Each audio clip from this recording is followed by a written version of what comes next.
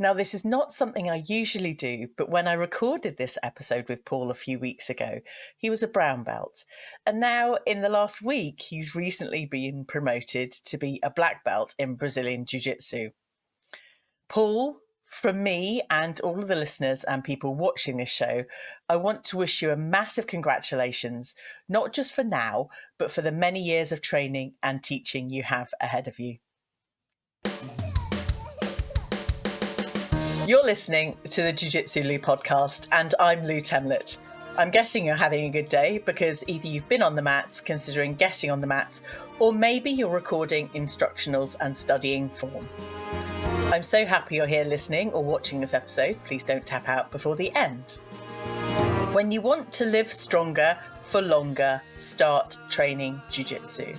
I'd like to welcome Paul Caswell to my podcast. Hi Paul, how are you? Hey Lou, I'm living a dream. How are you? Oh my gosh, that was the best welcome. That's amazing. I want to hear all about this dream, Paul. You've lined yourself up now. Oh, do you know what? In the last sort of 10 years, me and my wife have been trying to work on mindset and improving, the choices we make and how we react to things and take responsibility for everything we do, say and think. And I want to be tremendous. So Oh, wow. I want to be positive and full of life and spread a smile.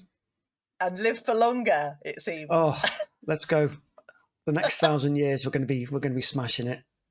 We are. Okay. We might not live 1,000 years, Paul, but we can be hopeful. We might get 120 out of us. But there we go. Yeah. So, Paul, you are a brown belt. Tell me about the beginning of your martial arts journey. So in 1993, in a place called Ellesmere Port, I started Lau Gar Kung Fu after, years of watching Jackie Chan and Bruce Lee movies. I thought I could be, the next one of them. And I just loved sports and martial arts in particular. And it all started there with lots of different styles of Kung Fu. It's almost like I started with the soft stuff and I've ended up with the things that give you lots of mini permanent disabilities. So yeah, I've been doing martial arts since I was 20, and it's a long time ago now. But you meet some great people along the way, and for me, this is what makes jiu-jitsu so wonderful is the people you meet are just they're remarkable, and they just add so much value to your life. And I miss them dearly when I'm not with them. And yes, now that's why I'm tremendous. I love that. Now, you were telling me just before we started recording that your family consider your favourite people to be jiu-jitsu people. Is this right? I have to take responsibility now, don't I?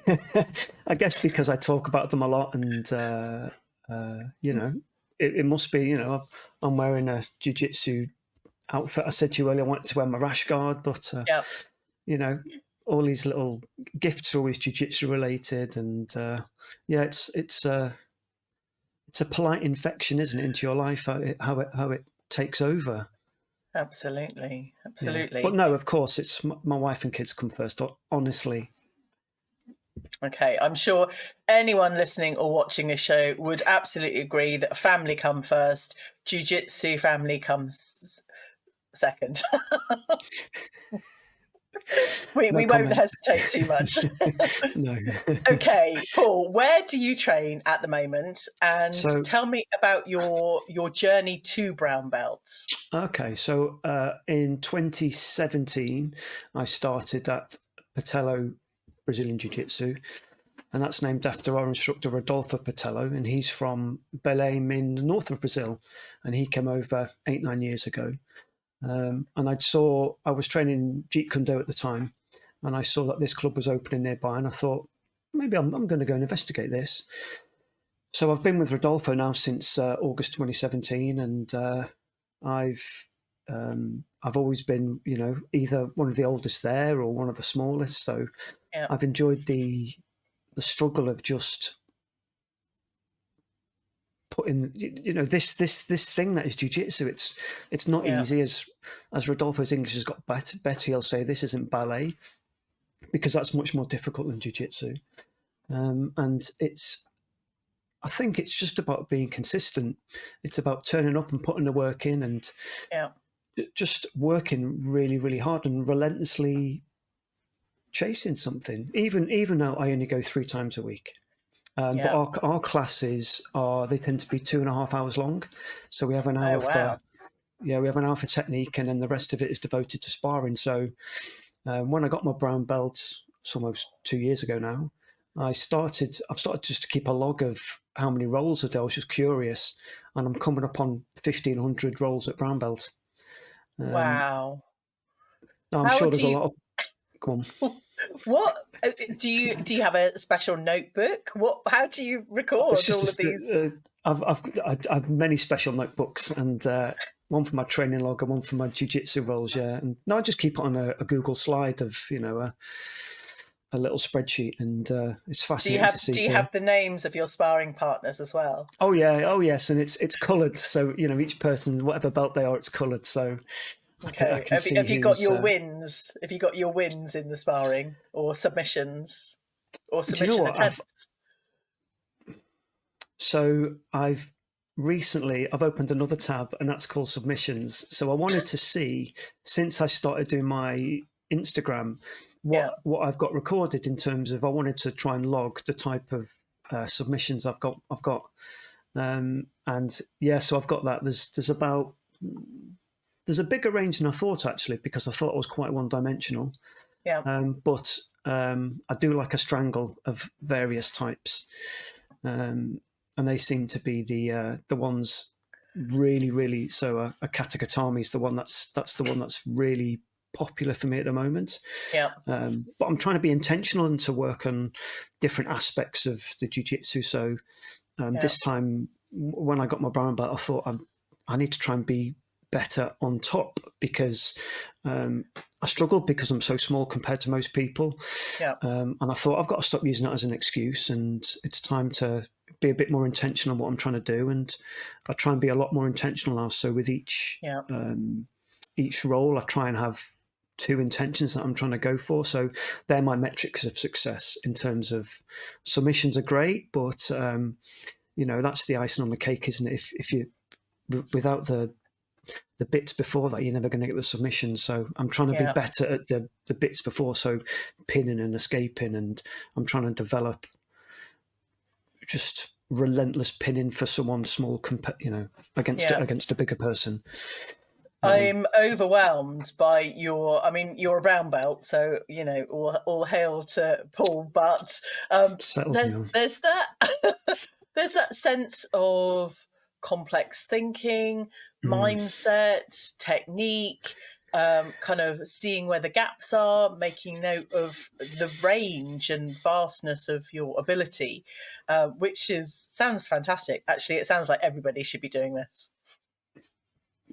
Well, it's helped me, so that doesn't mean it's going to help everybody else, but we could all give it a go. Yeah, I think especially being intentional, because there's some of my friends and training partners, they use the win-loss as a metric of success. Okay. I joke that I've never. I was talking to my teacher today, and I almost swept him once, and we talk about that. And there's a video of it somewhere. Almost. I've got. I like a shoulder crunch sweep, and I almost got him, but I've never swept him. Last week I got to my leg lock game is below white belt level. But I managed last week to get to a back step to a saddle position, and I was like, nice. my God. So my metric of success would be getting to that position. If I can't finish it, I need the control first before I can. What you're saying about the wins and the losses, that some people kind of register and have that as their KPI, their measure of success. Actually, that sounds, for me, and apologies if I'm offending anybody, sounds like a vanity metric to me.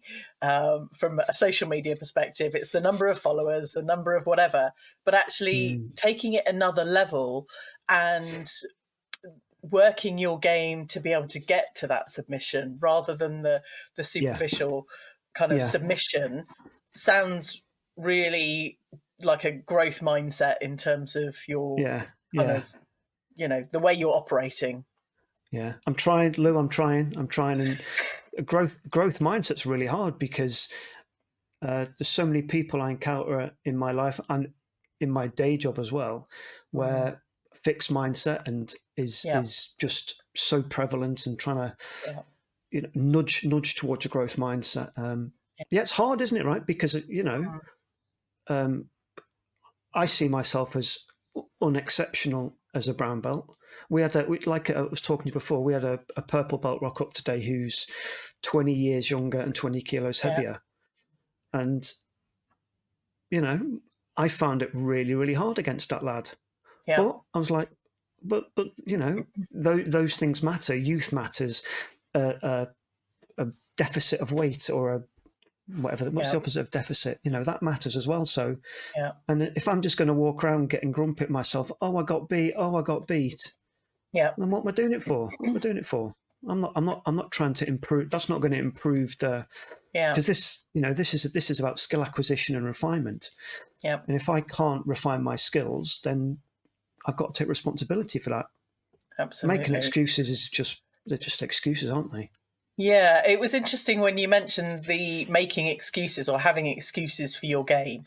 Oh, I'm a white belt, or I'm a blue belt, or I'm, 20, 30 kilos heavier, or I'm whatever the excuse. I mean, for me, I would always use my height as an excuse. Certainly when I'm playing the bottom game with a very tall person, I find that a massive challenge. Yeah. Because height doesn't come into it. Why isn't that a metric? Anyway, that's not, but it should be. As a side issue, do you like half guard? I love half guard. Yeah. That's I find against taller people that can be a way to negate things a little bit, being underneath a nice deep half guard. Yes, I usually finish with a nice lockdown, and then they go, "Why can't I get your leg out? You're not having your leg back once I get you in a lockdown." Yeah, I've got two training partners that for the past 8 years have just. I don't think my lower limbs work anymore because they've been so ground to dust for these unnamed gentlemen. Yeah, the lockdowns. You're not going to name and shame on here. It's definitely not Sid and James. Definitely not Sid and James. Okay, we'll cut that bit. It's fine. Right, Paul, tell me about the Kata gatame, because I was looking at your YouTube channel and it's one of your you mentioned it being one of your moves or one of your exceptional, I'm going to give you that, kind of techniques or moves. But actually, it's also one of your highest viewed with over 10,000 views on YouTube. Now, for me, it sounds and feels like you're creating something you really enjoy with passion, and actually other people like it too. So tell me about the Kata gatame a bit more. I think I like it because we've got some young and really athletic mid-20s blue and purple belts where I train. Yeah. And I've worked out it's a nice attack from the top, and it helps me to shut them down. And if I can get it right, I can limit their hip mobility as well. And also coupled with that, I've been trying to work out more because I've got to stop making excuses. Oh, he's bigger and stronger than me. Yeah. Well, there's something I can try and do about that, and I can try and make myself a little bit stronger. Whilst I know this is a naff phrase, bulletproofing myself. Yeah. Just by making myself a little bit more, maybe resilient to the rigors of what we're doing. Yeah. And I really like it. I like it because it affords really good control, and it's not a sneaky attack. It's not a snatch attack. It's not a it's not a fad. I think I just love it. I just love it. Yeah. And it's hard. When I was talking before about I tell you why I like it. I've not really thought about this. It's because you you can pin and strangle at the same time and still be in a good position should it not work. So That if you sounds lose the lethal. position, yeah, yeah. So if you're in a if what I try to do is do things in my jiu-jitsu that if I lose the position, I'm still in a good position. I'm not. Yeah. I'm not very good at inverting. I've slipped a disc a couple of times, so the hyper flexible type of jiu-jitsu, that's not for me. Even though I'm little, I want to be just grinding on top.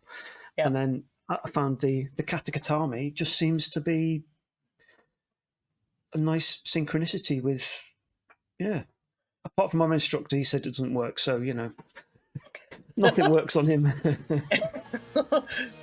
This episode is sponsored by Bruise House, sustainable and eco-friendly streetwear and fight gear. Bruise House is an independent brand and is founded by one of our own over 40s jiu-jitsu teammates. Jiu-Jitsu Lu podcast have teamed up with them and launched just one of their many collaborations, supplying branded t-shirts and hoodies in black and blue, of course.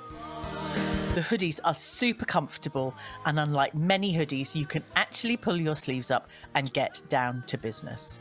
Head over to bruisehouse.co.uk, BRUIZEHAUS.co.uk today and use the code JJL30 on any Jiu-Jitsu Lu podcast apparel. This is a Jiu-Jitsu Lu podcast with me, Lou Temlett, coming to you from the UK. Go and check out the latest video clips over on jiu.jitsu.lu. And as you're listening or watching on your favourite podcast platform, please, please, please drop the show a rating and a review. Today, I'm having a conversation with Paul Caswell, who is a Kata gatame expert. Paul, look, I know, I'm picking you up here. Now, but I might not be in the future. That's okay. That's not, strong convictions held loosely. Is that the right thing? I think that's the thing my wife says to me. Yeah. It's not part of my identity. And if I can find something else that works better for me in the future. Stop making excuses. Right. We all train Brazilian Jiu Jitsu. But obviously the Kata gatame is from judo. How do you know loads of jiu-jitsu moves that have judo names? Because I've not got there yet. It's just like shoulder submission or side control. I don't know any of these judo names. Enlighten me. Well, my instructor, there are some names that he insists us kind of being deferential and respectful to the past of, and this is one of them. Okay. I tried a couple of times to use a play on words. My surname's Caswell, so as a kid, it was Kazi to my mates. So I tried a couple of times to call it a Kazi gatame, and there might have been a gentle slap on the wrist about that. And I was like, all right, okay, fair enough. I'll respect the older fellas. But Lou, I was thinking there's so many moves that I don't know the names of. Yeah. And there are so many moves that have, some people call it a head and arm triangle, an arm triangle. Yeah. So something I try and focus on is what effect am I trying to have on my opponent's body as opposed to what it's called. But no, I guess sometimes I'll try and learn what the original Japanese terms are for some of the moves, but I'm quite good at getting it wrong, so I take responsibility for that. Yeah, and it's okay. Do you have a favorite strangle? I was trying to look up. I was looking up earlier. I do. It's a shoulder thing. I was taught at a seminar by Carlos Lemos Jr., and it was kind of scooping it from side control, kind of scooping the arm over, head under the arm, but then kind of side control, and then the pressure, like pressing the shoulder, and I don't know what it's called though. I don't know whether there's a special name for it, but I've got no idea, apart from it's a shoulder submission. But that's my top game. When I'm playing top game, when I get the opportunity to play top game. Well, when you develop you refine your nice deep half guard sweeps, then you'll be on top, Yeah, quickly. Exactly. Yes. Yeah, of course you will. I'm working on it. I'm very positive that I will be pulling off a number of submissions. But what brings me back to your Google Sheets or your Google Tabs for recording the kind of metrics and the not just the wins and the losses. So, have you got a list of submissions? Do you kind of tally off the number of times you submit someone in a certain way? So yes, I do. So there are. I had some time the other day, and I thought I'm gonna just for a bit of fun because I was curious about the range of submissions. So, for example, I remember when I first started jiu-jitsu, armbar from your back on guard. I don't think I've ever done that. Yeah. And it just seems like an arbitrary technique to teach someone as a beginner.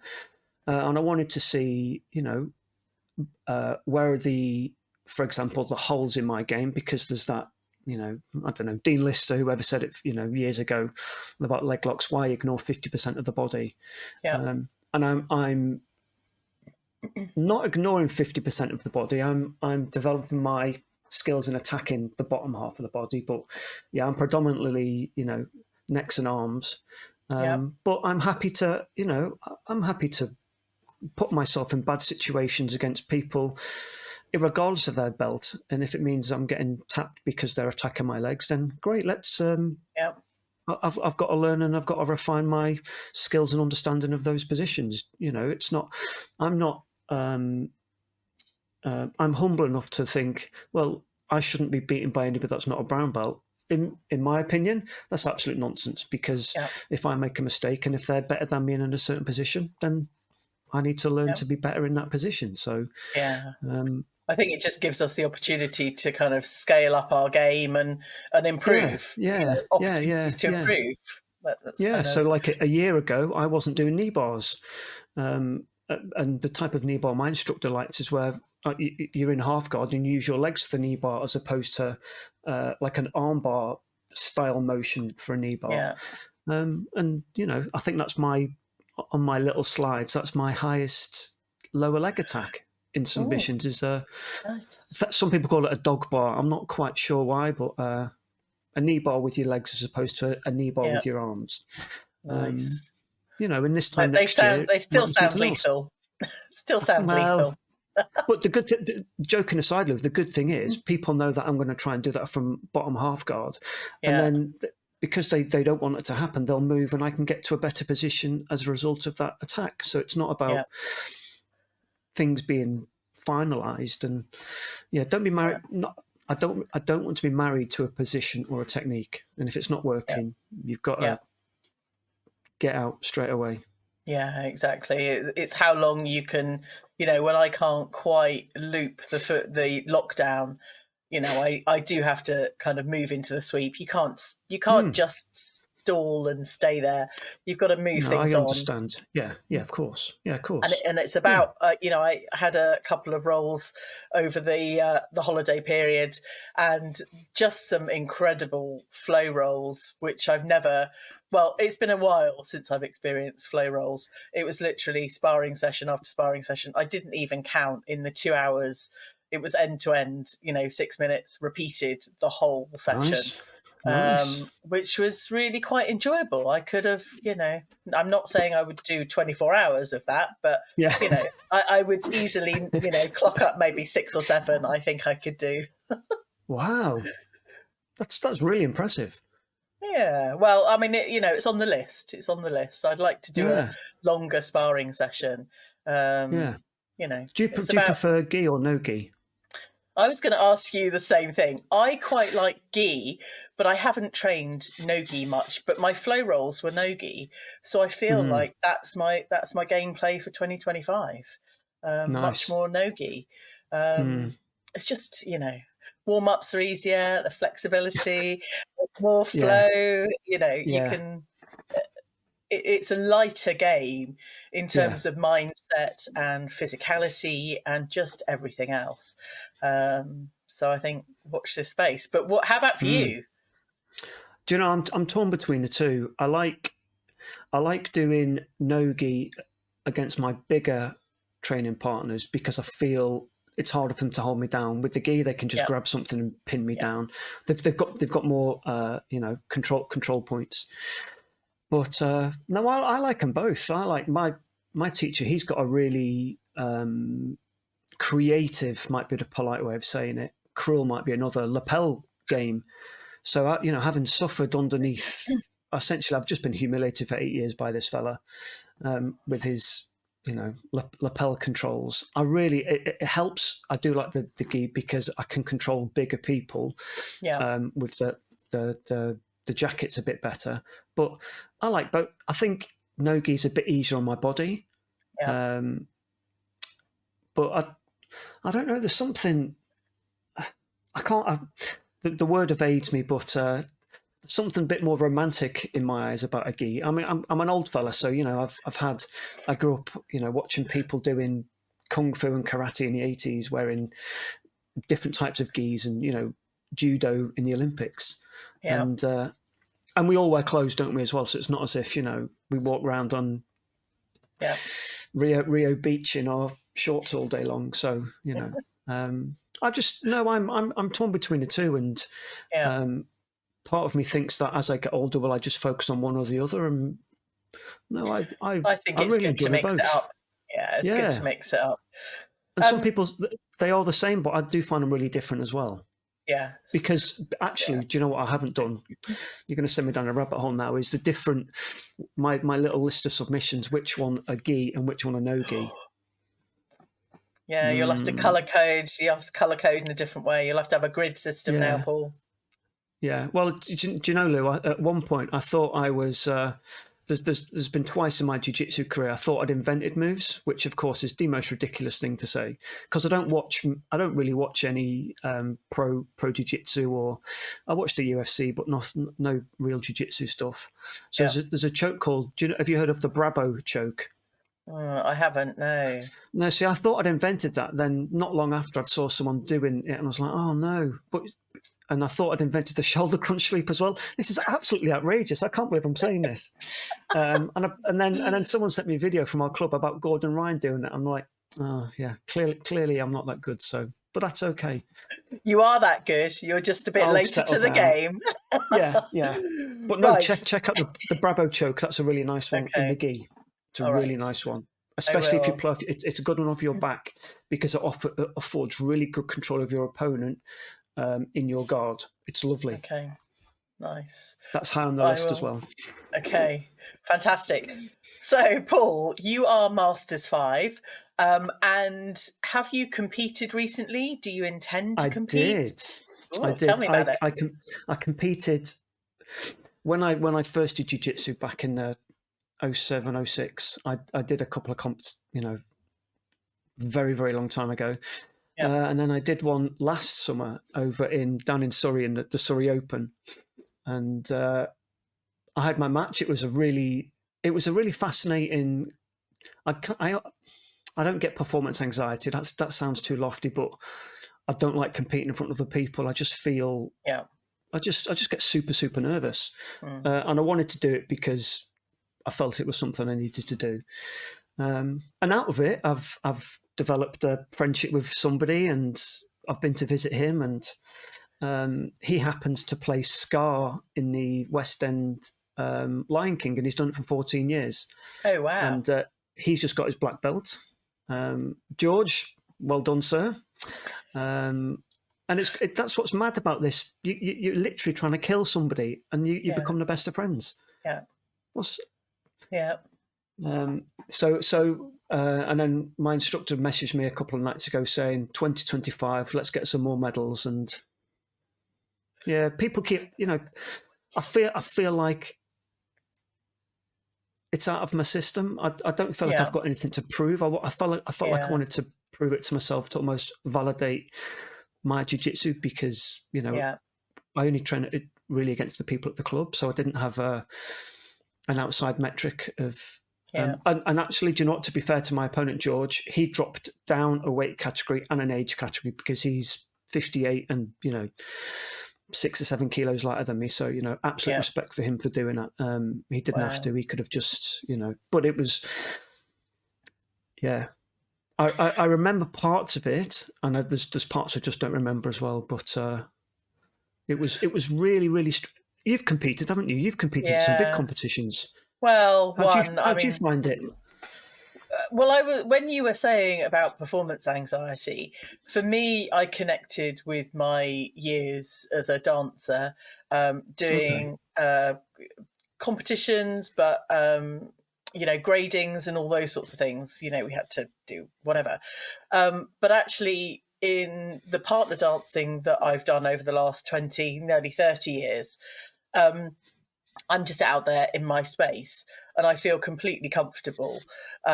It's that unknown, but actually Mm, we are of similar rank, similar weight, and actually, um, you know what's coming. That there's nothing unusual at the level that you're playing at.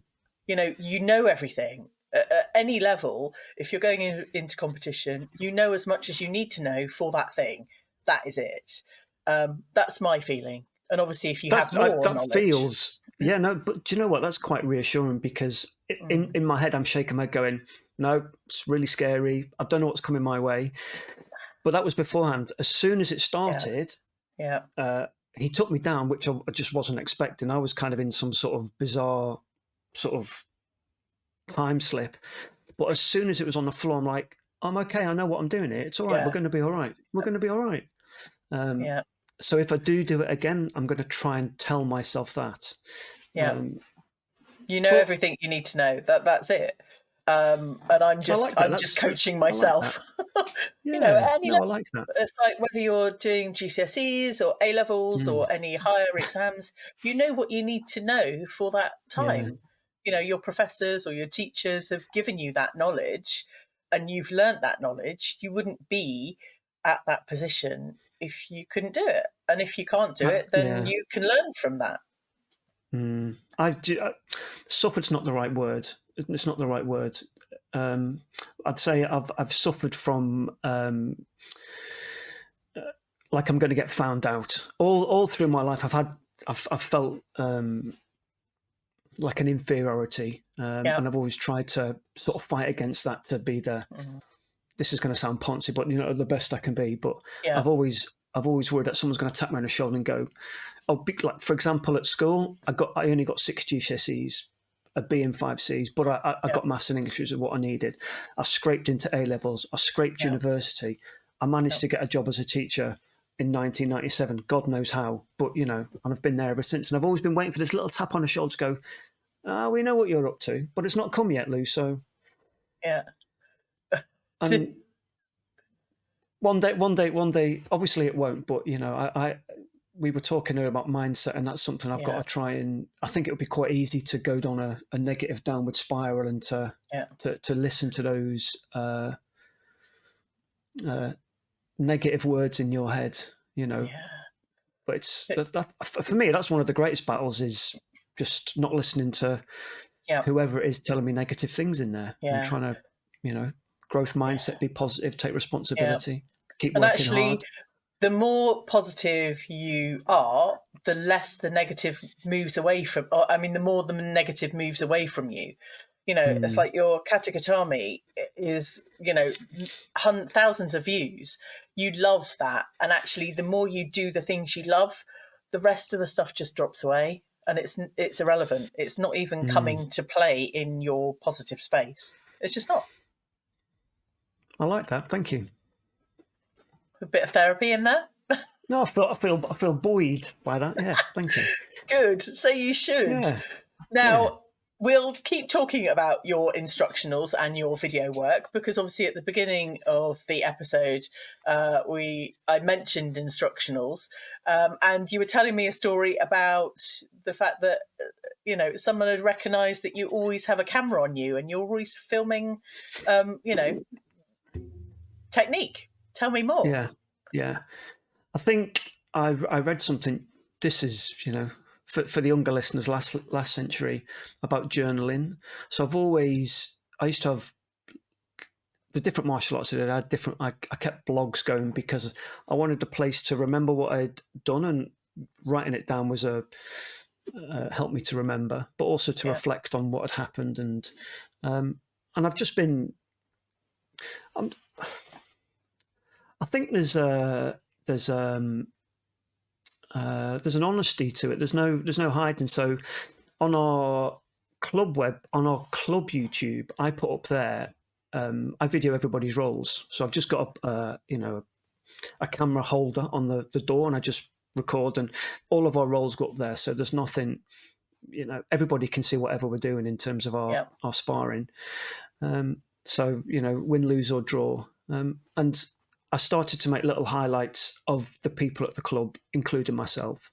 And it's just kind of grown from there, Lou. And, I'd mentioned earlier to you about in one of my previous jobs was a PE teacher, and being able to show children, things they were doing in terms of their movement in rounders or cricket and whatever it was a really, really, it seemed to accelerate their learning a little bit more. And the different ways people learn is something that fascinates me. So this morning on a walk, I said I was listening to one of your recent podcast guests, and he was saying that, some people can pick up a technique like that, whereas other people, and I'm clearly one of them, that need a lot of precise practice to develop that skill.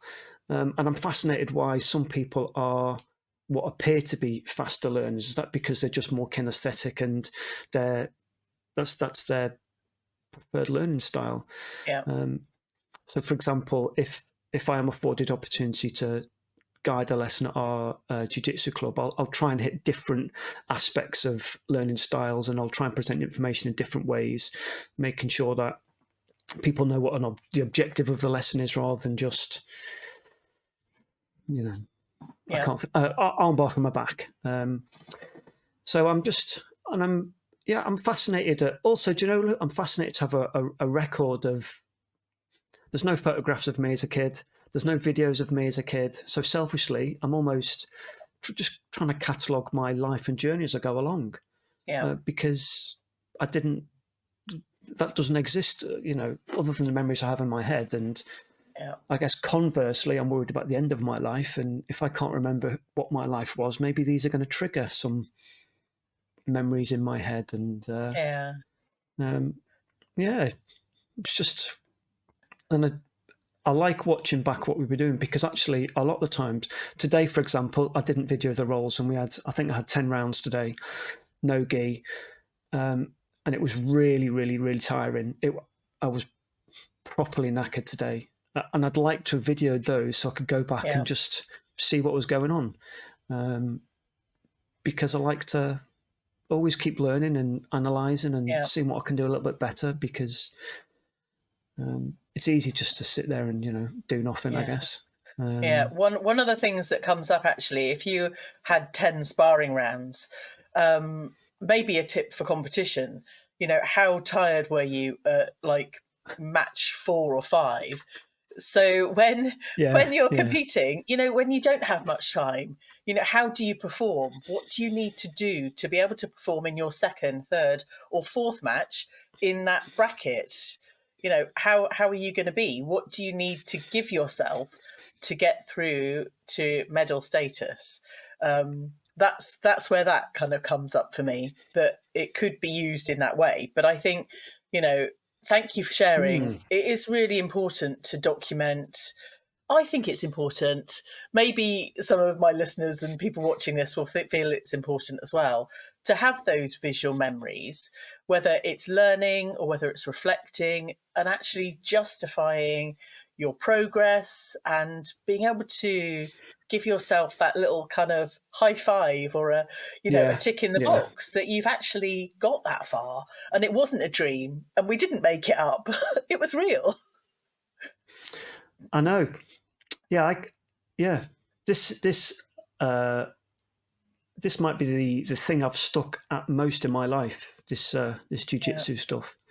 And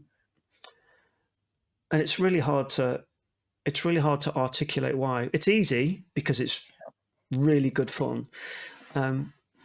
Sometimes it's hard because why would I spend however much I spend on my subs a month for 3 2.5 hour sessions a week to be, fighting hard. Yeah. They don't seem to make sense, do they? In terms of Well, I think it does. So, like in education, there's a reward system, whether it's grades or whether it's certificates, whatever. But jiu-jitsu is one of those things that, there are, whilst we don't necessarily want to be belt chasers and all the rest of it, there is that we can see more of the future, and actually that future is endless, and we will never get to the end, but we can see the next step. We can see our peers at purple belt, brown belt, black belt and beyond. We can see what that feels like, and I don't feel like there's anywhere else in society. I mean, I'll have to now go away and think about it, but that you can see the next step embodied in real life, that there are so many people training Brazilian Jiu-Jitsu. There is always a role model somewhere along the line in the UK or in the world that we can go, yeah, that could be me one day. And who do you want to be? Real. BJJ Betty. I want to be doing I'll have to. Oh no, is that an older lady? She is ranked number 1 in the world, Master 7. Wow. She does loads. We've chatted on the DMs a number of times, and she always gets a mention. She's agreed to come on the show, but at some point soon. Her story is she started when she was 54, a little old That's lady. mega. Clearly not a little old lady at 54. Training self-defense, and now she's in her 70s, like at ADCC and all sorts of other places, and you go, yeah, I want a bit of that. That's amazing. How about you? What's your trajectory? Just keep going, right? Just keep going. Like in a couple of years, we're going to be moving house to another part of the country, and I've got to work out, do I try and open somewhere for myself selfishly so I can keep practicing, or do I go and join another group because I'll be too far away to commute? But I think, Lou, my trajectory is just the next session, keep working hard and trying to have some really focused metrics of success while having fun, because we got a great bunch of people, all except one, and it's an in joke. It's an in joke. We've got one of the lads at our class. He is just the life and soul. And every session we're like, why don't you go? We'll pay for you to go to this other club and just train there. We'll go to, and he's a wonderful, wonderful, wonderful man. And I won't mention his name, but but everyone's it's such a good atmosphere, and it's a really, really good bunch of people. And I wouldn't change it for the world, Lou. Wouldn't change it for the world. Yeah. Amazing. And that's so in terms of trajectory, that's why I'm a little bit scared, because I'm gonna when it's time to move, I'm gonna miss these people. Yeah. They'll come and visit. They will be there. Yeah. And they will, I think whilst I've only been training a couple of years, they'll say that to my face. They will be knocking on your door wanting free passes. That's what there's going to happen. Anytime. Yeah, anytime. Paul, how can people follow your journey to see when you open up your club in a couple of years? So on the Instagram, my jiu-jitsu one is Little Paul BJJ, and I've also got a sister brother, a linked Insta account called Masters Mat Fit, where I'm trying to plot, and it's weight training and mobility for jiu-jitsu people that are old and broken like myself. I'm not trying to deadlift, all of the kilograms. It's just trying to stay fit and strong and keep going for as long as I can, because I want to be a very healthy old man. I love this. I love the fact that so many people mention longevity within Brazilian Jiu-Jitsu. We do all want to be on the mats forever. That's it. Yeah. Oh, that's it. Yeah, that's the goal. That's the goal. Amazing. Paul, thank you so much for joining me. I will be even more watching your journey and your competition lineup for 2025. We'll be seeing those medals. You'll be out there strutting your stuff on the mats Brilliant. and submitting with kata gatames. Paul, we will stay in touch. Thank you so much. Thank you so much. It's been an absolute pleasure. I hope you enjoyed this episode. Thank you for telling your friends about this show. And as soon as this episode ends, I'd really appreciate you dropping the show a rating and a review. Catch you again on the next episode of the Jiu Jitsu Lou podcast.